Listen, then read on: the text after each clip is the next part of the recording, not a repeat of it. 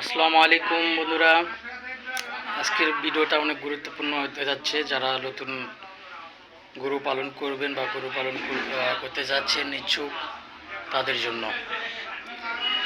আপনি গরু পালবেন, গরুর লাভ করতে চাইলে অবশ্যই আপনাকে গরুতে কম খরচ করতে হবে। কম খরচ বলতে গরুর সবচেয়ে বেশি খরচ যায় কাতে, খাদ্যতে, তাই না?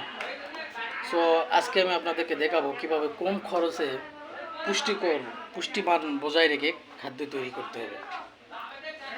এটা খুবই গুরুত্বপূর্ণ একটা জিনিস, কারণ আপনি যদি খাদ্যতেই যদি বেশি ব্যয় করেন তাহলে কিন্তু আপনি লাভ করতে পারবেন না।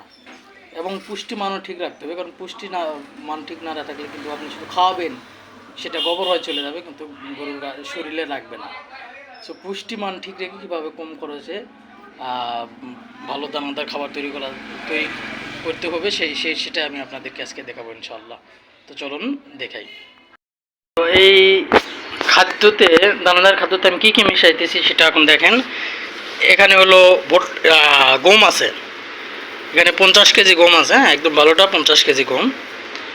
এখানে আছে ভুট্টা আছে 50 কেজি, ভুট্টা আছে 50 কেজি, একদম ফ্রেশ শুকনো ভুট্টা 50 কেজি।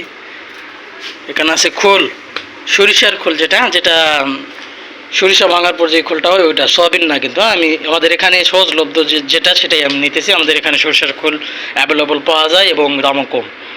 এটা খোল নিছি আমি 20 কেজি, যেহেতু গরুর শক্তির প্রধান উৎসই হলো খোল, হ্যাঁ, তো সেই ক্ষেত্রে আমি খোল একটু বেশি দিতেছি। খোল আমাদের এখানে দামও কম, তো খোল আমি দিয়েছি 20 কেজি।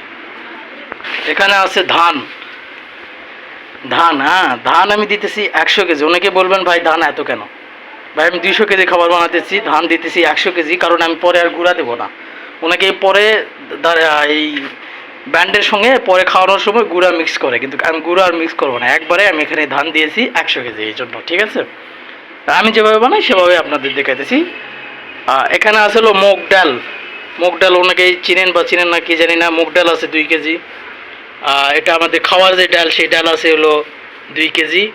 আর এখানে আছে কালিজিরা আছে হলো হাফ কেজি। কালিজিরা দেওয়ার দরকার ছিল 1 কেজি, কিন্তু আমার দামটা অনেক বেশি, যার জন্য আমি হাফ কেজি দিতেছি। একটু মিনিমাইজ তো করতেই হবে, তাই না? তো এই হলো এই সব দানাদার খাবার বানানোর যে প্রক্রিয়া, সেটা এগুলো মূল কাঁচামাল। এর সঙ্গে আরও কিছু আপনার